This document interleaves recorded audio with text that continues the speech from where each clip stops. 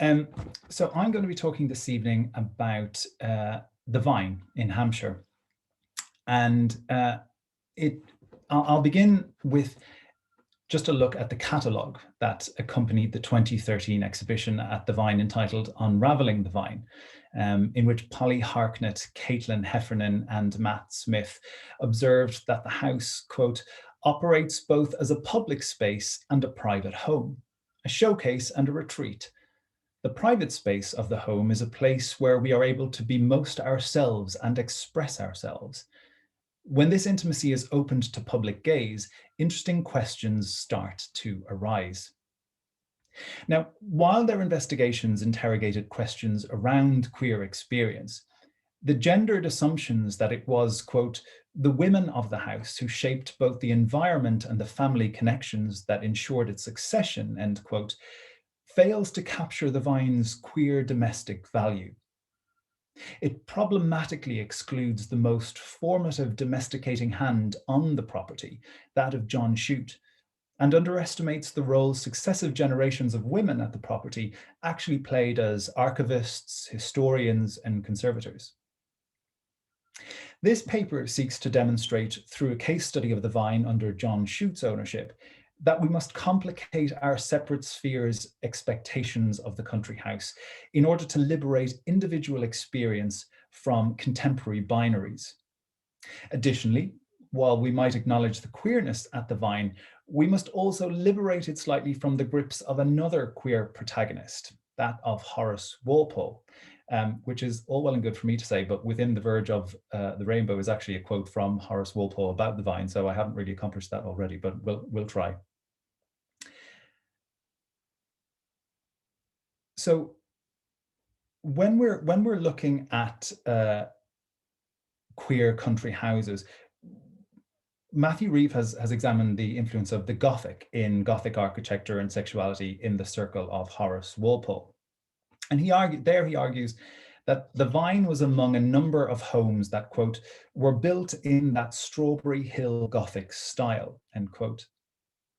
Successive generations of owners, and indeed the National Trust today, are understandably happy to acknowledge the links between Walpole and the Vyne. But if, as Girardelli posits, and that architecture acts as, quote, landmarks of a contextual identity, end quote, that identity is that of Chute himself, much to Walpole's frustration, as we shall see. The Vyne serves as a stylistic meeting point in the development of queer architectural trends and embraces both the neoclassicism of the early century and the Gothic tradition more popularly associated with queer expression that was to emerge towards the end of the century. In this way, the Vyne becomes a space of domestic liminality, and it might just be worth looking at June Boyce-Tillman's definition of what she means by liminality at this point, where she says it's, quote, a sense of encounter, a paradoxical knowing so that diversity can exist within it easily, a sense of empowerment, bliss, realization, a sense of the beyond, infinity, a feeling of an opening up in experiencer as boundaries start to dissolve, a sense of transformation, change, end quote. So if the Vyne becomes a liminal space, it does so architecturally and socially, through which Chute and his friends might challenge understandings and experiences of selfhood. John Chute's alterations to the Vyne continue to influence how the visitor experiences the house today.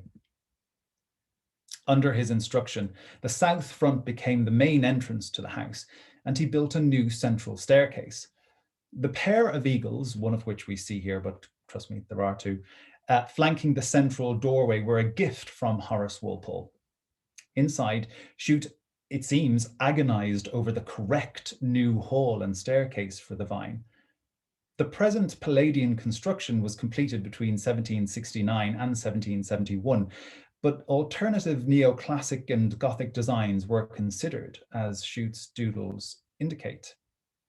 And this is quite typical. So he's obviously just drawing some potential plans on the back of a letter here. And this is just one example of many where he's sketching out informally different designs for the staircase.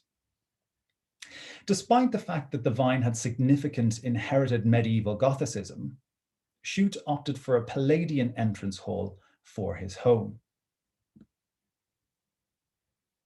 But he was comfortable for this neoclassical style to sit side by side within the Gothic architecture of his house.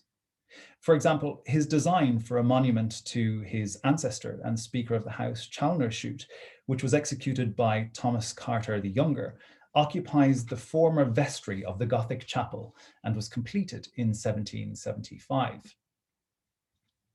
Now, Reeve argues that Gothicism is inherently queer as it, quote, offered an ideal template for the examination and subversion of patriarchy and biological lineage, end quote. But Chute was not interested in subverting patriarchy or biological lineage. Quite the opposite, in my opinion.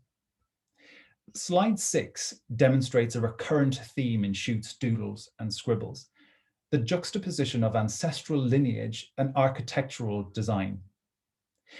We need to be cautious in assuming that the queerness that these elite men expressed and experienced within their country estates, though significant in many ways, was radical, for they benefited from those patriarchal systems, even if they did not always signify monolithically within them. Chute was very much concerned with situating himself within his ancestral lineage, and this is made manifest in the heraldic nature of the speaker's monument. So the meeting point of styles in the Palladian and Gothic at the Vyne created this liminal architectural space that accommodated both Chute's queerness and his ancestral legacy within that liminality. If he could not provide offspring, Chute acts in retrograde and memorializes the past through his home, offering posterity an architectural progeny through which he suggests his non-conforming identity and at the same time his place within his ancestral blood kin. In this way, the Vyne is not a collective queer effort, like Strawberry Hill might be argued. It is far more unique to Chute.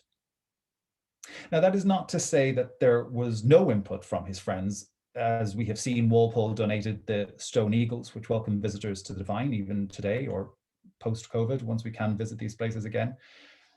And there was a collaborative architectural and interior decoration too, as Thomas Gray demonstrated in a letter to Walpole from the Vyne in September 1756 when he was staying with John Chute. Quote, "If you continue your intention of coming hither, Mr. Chute desires you would give yourself the trouble of looking among your prints of Holler or others for an inside view of St. George's Chapel at Windsor, and be so good as to bring it with you," end quote. Chute might have rejected a plan by Walpole for a specific Strawberry Committee picture hang throughout a number of rooms, but he did rename the print room the Strawberry Parlour in an acknowledgement of the importance of his homosocial friendships within the orientation of the building itself. This collaboration, however, was limited. For example, in 1755, Walpole had put forward suggested alterations for the Oak Gallery and other rooms at a cost of about £5,000, but Chute undertook his own improvements instead.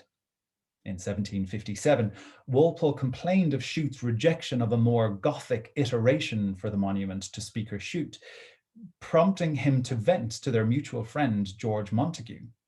Quote, "I don't guess what sight I have to come in Hampshire unless it's at Abbotston. I am pretty sure I have none to come at the Vyne, where I have done advising, as I see Mr. Chute will never execute anything. The very altarpiece that I sent for to Italy is not placed yet. But when he could refrain from making the little Gothic colubrium for his family, which I proposed and Mr. Bentley had drawn so divinely, it is not probable he should do anything else," end quote. Chute, however, as long as finances allowed, undertook plenty of his own alterations. And towards the end of 1758, just a year after he had written that to George Montague, Walpole even himself had to admit he was, quote, "greatly pleased with the alterations. The garden is quite beautified and the house dignified," end quote. Chute's legacy at the Vyne has been predominantly explored in relation to architectural output and landscape design. But just as relevant was his domestic taste and the ways in which he cultivated a sense of homeliness at the Vyne. While it would not be entirely accurate to refer to the 18th century country house, even a queer country house, as a closet, the Vyne's domestic marginality offered the comfort of a collective refuge for Chute and his homosocial coterie, where they might challenge normative codes of masculinity while enjoying the privacy of home. Chute's influence on the interior design and decoration of the Vyne had commenced even before he inherited it. He wrote to his brother Anthony Chute, the then owner, in September 1753, regarding some busts he was to purchase in London for the house, which were, he explained, quote, exactly as good as any we could have got by sending for them to Italy. Those I have marked are the principal ones, and are very well taken off. That number would completely furnish the gallery, 2 between each 2 windows, and at the jamb beyond the furthest window, and on each side tone door. In all, 11. End quote. Once he inherited the house in 1754, the extent to which he domesticated it was remarkable and has been mostly ignored in the literature. A rolling bill opened in 1756 from Frederick Candler to John Chute for plate, engravings, and repair show that Chute assigned over £774 in 1756 alone for items which included 4 8-shell candlesticks, 48 shape knurled plates, 10 round shopped knurled dishes, an oval tureen and cover, a fluted ladle, 4 knurled sauce boats polished, 4 butter ladles polished, a large wainscot chest bound with iron, and 3 locks. In 1757, Chute added a new coffee pot to his collection, taking a bruise out of 2 old ones and mending a teaspoon, which he was particularly fond of. He also sought to repair a milk pot, for which he bought a new cover and added a new handle. All of this demonstrating his interaction with items of material culture normally associated with female domestic practice. In addition to this, the Chute inventory, taken in 1754 on his brother's death, and again in 1776 following John's death, allows us to get a picture of the domestic intentions John Chute had for his home across his ownership. Most rooms were made significantly more comfortable during Chute's tenure, but for the purposes of this paper, the gallery serves as a fitting example. In 1754, the gallery was a rather functional space and included a stove grate, a dustwork fender, a fine shovel tongues and poker, mahogany side stools covered with black leather and brass nailed, a mahogany table, 11 plaster heads, possibly the 11 that John Chute had purchased the year before that we've just heard about, and the head of a gentleman. However, by 1776, following John's death, the room is a far more comfortable space. John Chute had added decorative items to the room, including glass to the windows, 2 marble tables on a carved and gilt frame, 6 mahogany chairs, and 2 settees, silk stuffed, backs and seats worked with silver, a curious ebony cabinet on a frame, mahogany sofa with 3 cushions, 2 bolsters, crimson check covers, 2 blue and white china jars, a curious inlaid writing table with a leather cover. So the function of his room and many others during his ownership of the Vyne becomes more domestic, more comfortable, which allowed him to share his home with the other non-conforming men he hosted there. Further, the faux religious rituals undertaken by Chute and his homosocial group within the chapel at the Vyne, for instance, call to mind the links Arnold van Gennep makes between ritual and ideas of, quote, severance, transition, and return within the liminal space, which in turn shape individual and collective consciousness. This ritualistic vulnerability reminds us of the much documented pseudo-domestic marriage and birthing rituals undertaken by non-conforming men at molly houses around this time. And while the significance of the public sphere to non-conforming men is widely accepted, it has been assumed that they did not co-opt ideas or spaces of domesticity for the same ends. In an act of what Whitney Davis would refer to as queer family romance, Walpole gave Chute a William Kent designed table from Houghton, which was inscribed with the motto and arms of his father, Robert Walpole. Davis argues that this allowed these non-conforming men, via acts of purchasing and sharing items that fell within the parameters of their personal taste, to identify themselves within their homosocial groupings in an attempt to offer an alternative to heteronormative familial regulation. Now, while my research considers queer family romance alongside the heteronormative family rather than in opposition to it, by reading it in tandem with Aaron Betsky's idea that, quote, the urge to collect objects and then assemble them into highly personal maps or mirrors of an unseen or unpresentable self, end quote, successfully adds to the many facets outlined above that qualify the Vyne as a queer space. Mary Douglas has argued that the home has orientation. Quote, for the home is the realization of ideas, end quote. At the Vyne, as we have seen, ideas of home embraced tradition and yet fail to cohere normatively, providing the liminality within which Chute and his friends might, as Boyce Tillman puts it, quote, enter a space of empathy where they are collectively vulnerable, end quote. If Matthew Reeve has sought to connect Strawberry Hill with the concept of an architectural outing, let's say, the Vyne, as a result of its liminality, makes no such declaration. It was and remains, however, a testament to Chute's queerness, a manifestation, though not necessarily, as I have said, a declaration of self. It cultivated a domesticity which is beyond perhaps even Strawberry Hill itself. Yet within this liminal elite domestic space, identity formation becomes possible, and the country house offers a presentational code through which we might understand the inhabitant. A visitor to the Vyne, once again post-COVID, will experience the building through a later heteronormative narrative, the 19th century Chute Wiggets. Yet the 2018 reprint of the guidebook states that the choice of interpretation was to, quote, restore a sense of continuity and domesticity to the house. But if it was continuity and domesticity they were after, they need not have looked beyond John Chute.